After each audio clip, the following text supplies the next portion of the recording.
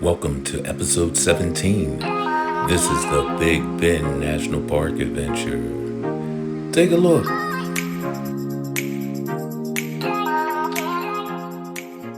In the heart of the Chihuahuan Desert, where summer temperatures often surpass 100 degrees Fahrenheit, Big Bend may appear at first glance like a barren wasteland.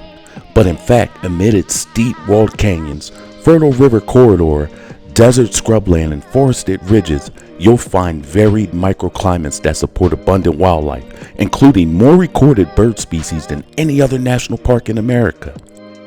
The area has a complicated geological history with a mix of 500 million year old rocks and dunes still being shaped by today's desert winds. Walking this parched landscape, it's difficult to imagine that Big Bend once lay underneath an ancient tropical sea, which later evaporated and disappeared beneath clay and limestone sediments.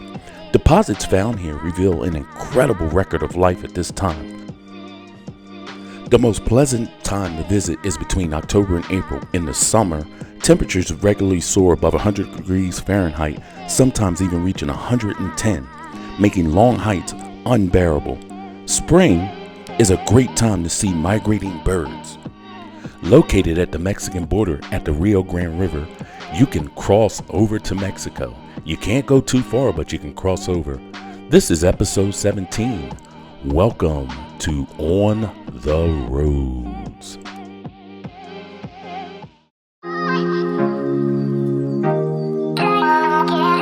Hey guys, welcome back to the channel. It's been a minute, a few weeks. I had some things going on. If you look in the background, you see that it's changed a little bit. We will talk about that. In the intro, you saw Big Bend National Park in Texas. It was a pretty fun trip. I'll tell you what, Texas is really huge. There was a lot of driving. It's very flat. It looked like I was driving through a simulation because all you saw were oil fields and steers. Once you get away from the big cities, you go through a series of small cities. It was an awesome drive. Before I went to Big Bend, I ended up in this town, which is 80 miles away from the national park entrance. It's called Marathon, Texas. Small town. Stop there to get gas.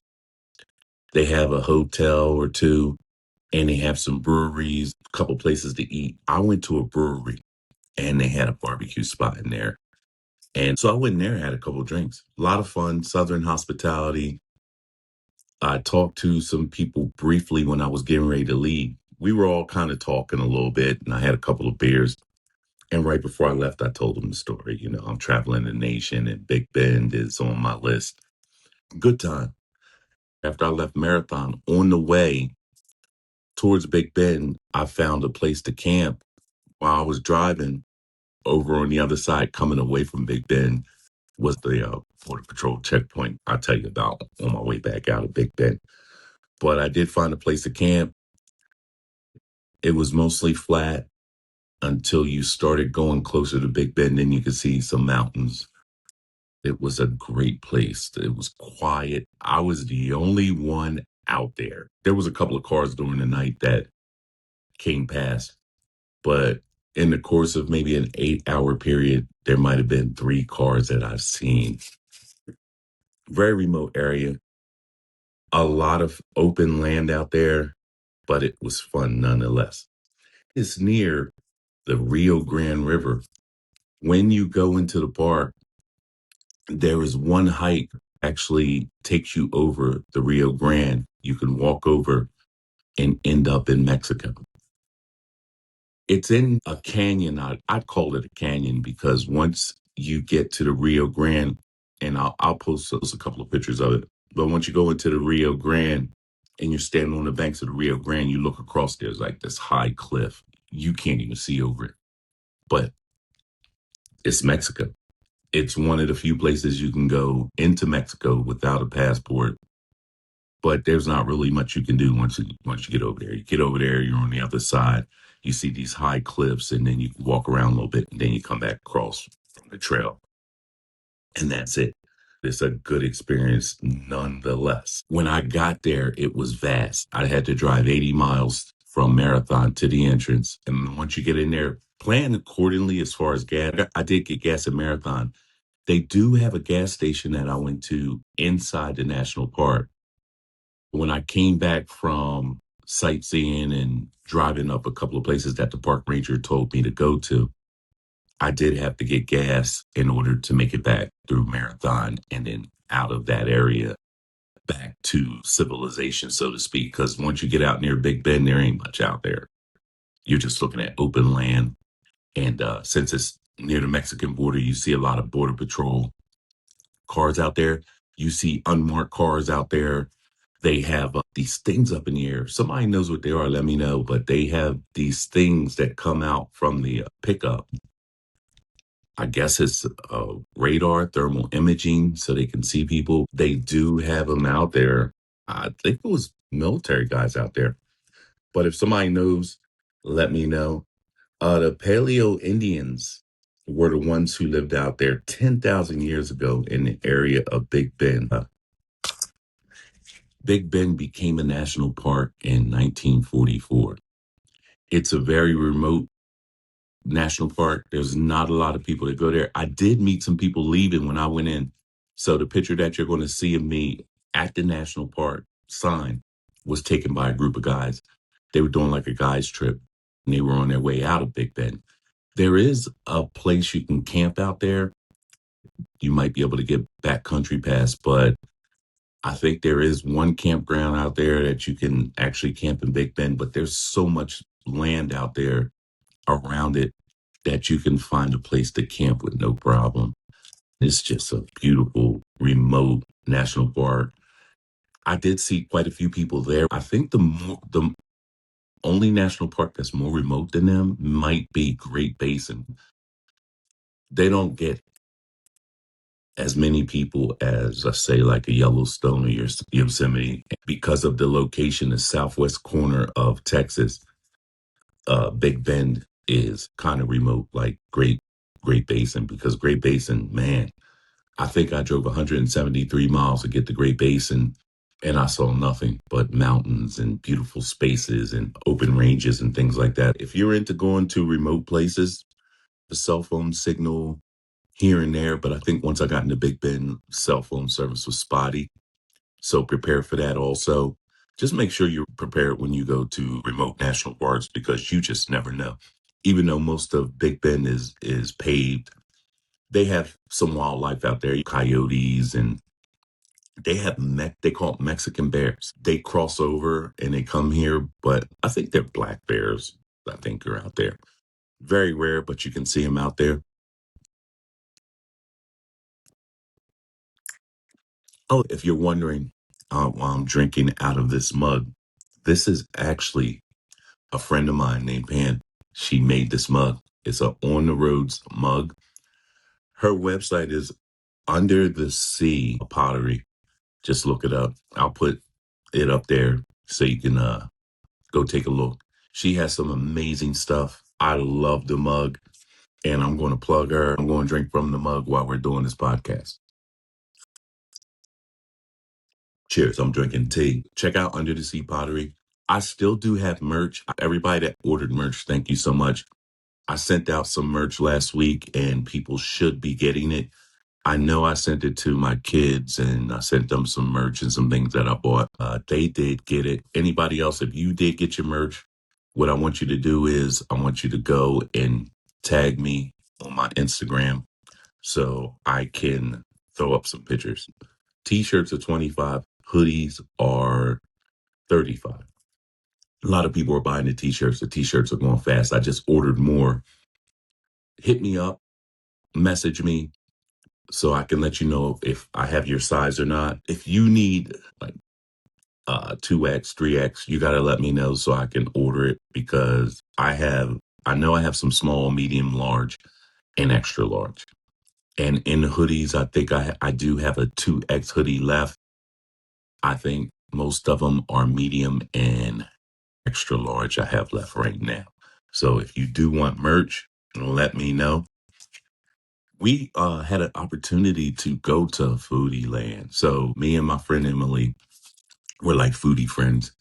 We went to Foodie Land. We go there every year. It's at the Las Vegas racetrack. A lot of fun.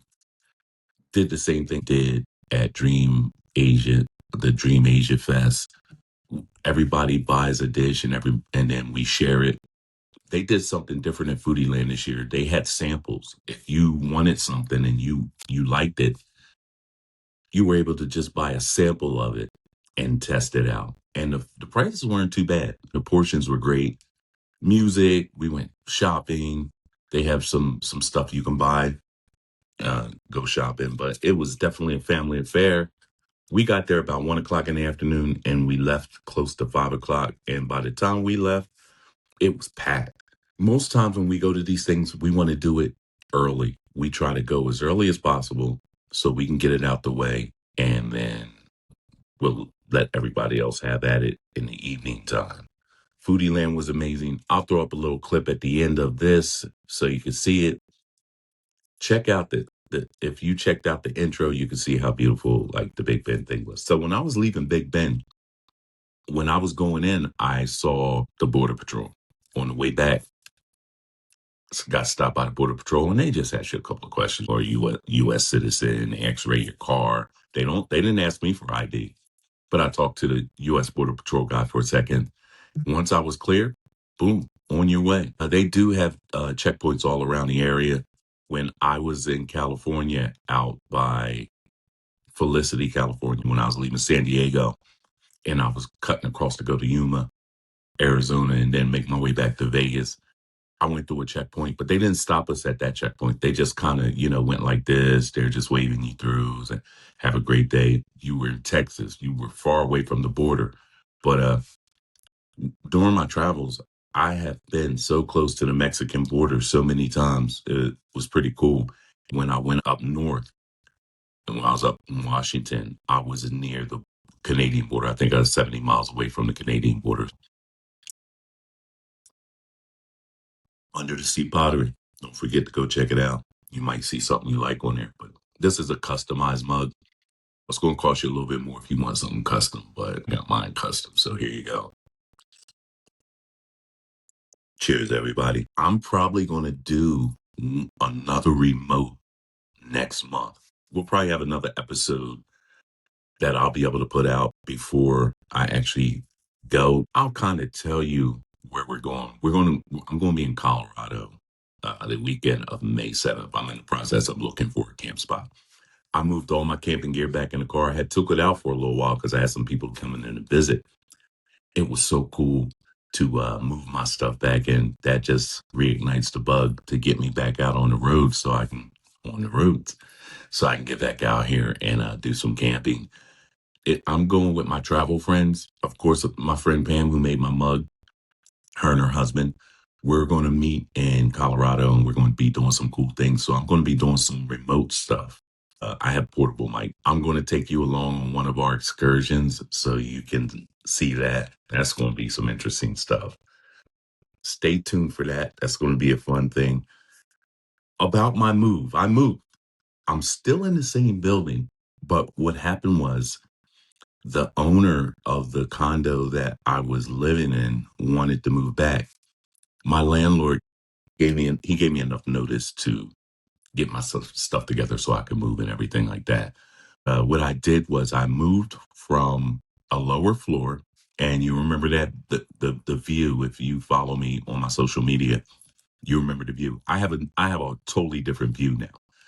Before we go, I'll see if I can move the camera around so you can just check out the view before I sign off. But it's a beautiful view. This is one of my original views. This is a different floor plans. This is the third floor plan that I've had. And I'm in love with this new floor plan. Oh my goodness. I'll put up a couple of pictures so you can just see a little bit about what's going on and you can see the view. I love this new place. Lot more space. As you can see, the background has changed. Depending on lighting situations, I'm going to try to do a episode where you can see the view that I'll post up there so you can see. I love it. I'm settled in. Moving is never easy. I did it by myself. I'm trying to embrace this minimalistic lifestyle. As the years go, I downsize. If I haven't worn it in a year or so, I get rid of it, t-shirts and stuff like that. I have some core clothing that I wear. I'm able to switch it up and make it work for me. I try to get rid of clothes as much as I can. I don't want too much. When it comes to moving, it's a pain in the ass. And eventually, my plan, like I told you guys before, my plan is I'm going to ride this out as long as I can here. And I think my next move is going to be a little bit of camper vanning for a while. I'm going to go ahead and use Las Vegas as my home base, but I don't think I'm going to sustain a place after this one. I think I'm going to put my stuff in the storage for a little bit, and I'm going to dedicate my time to just to traveling. As far as work, I want to stay at work as long as I can also, but that's going to play a little part into what my long-term plan is because I love my job. It's fun. It's a family atmosphere. I'm really torn about staying at work. I want to stay at work right now at this point, especially the way things are going in the world. We won't get into that. Things are more expensive, gas is more expensive, and working where I work, it allows me to travel and it allows me to do this podcast and it gives me a lot more flexibility as opposed to just sitting around doing nothing. I'm excited about work and I'm going to stick that out as long as I can, have some fun working. And then I'll make a decision in a year or two whenever it presents itself. And situations should get better by then. So we'll see what happens. So I packed up all my stuff and this place came partially furnished. That was a cool thing too. So some of these things in here were in here when I got here. And it's all brand new. Some of the stuff has tags still on it. The move was fun. It was easy. It was a lot of work because I was working and moving at the same time, and I pretty much did it by myself. And shout out to my friends Dan and Amber. They really helped me out. It was the last possible date I could. They did this spring cleaning thing here at the high rise I live at. They put a 40-foot dumpster out there, and you could throw whatever you want in there. So I had to throw out my sectional. My sectional was 7 years old. What happened was because of the weather, the sun, shining in the window, and it was that fake leather stuff. It started peeling. I had to get rid of it. It was a Tuesday morning, and Big John, shout out to Big John. He's like, yeah, they're going to come get the dumpster. I'm not sure what time they're going to come get it. So I put a SOS out for some people to help me move the furniture. And that morning they're moving the dumpster. I go downstairs. I'm like, Big John, what am I going to do? He said, nah, there's a trash removal coming as well. So Dan and Amber came up. They didn't even hesitate. Before I even got back to the building, they were texting me like, let's move this. So I had to move that.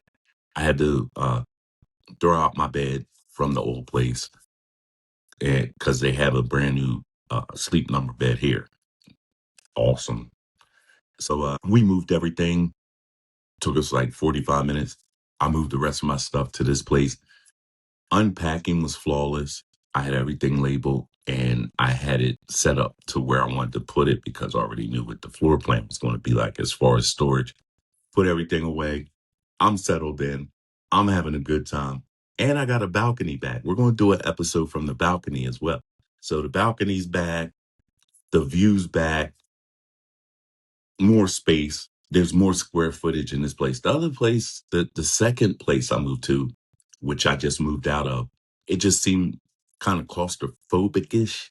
It seemed like a small space, but I had more bedroom and bathroom space in the other place, and the walk-in closet was bigger. For this one, I just have total space. I got a den over here where I got one TV. The furnished part, there's a curved TV in here. Cool. I don't know what national park I'm going to feature next. If anybody has a national park that they like me to feature, because I've been in 39 of them, so I have quite a bit of them. Let me think real quick. Maybe I'll do Hot Springs National Park. That was in Arkansas because I was moving across that way. Maybe we'll do a little bit of Hot Springs. And if you want to come on and talk about camping, book your spot. I'm also going to be doing some other topics. Like I told you guys, I'm going to be talking to some food people. If you're ever in the area, go to Palm Plaza where I work. We got Tony's Pizzeria, which is awesome, man. They're from Chicago. You got to check them out. Their pizza has me in the choco. It's like awesome. They don't miss. They don't effing miss. But if you get a chance, go Tony's Pizzeria. I'll show you this view, but I'll catch you guys on the next one. Take care. This is On the Roofs. Let's show you this view here. Look at this. Can you see that? Hold on. There you go. Look at that.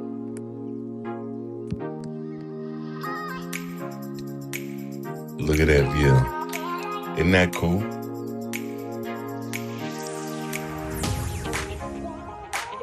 This is what I get to see. Yeah.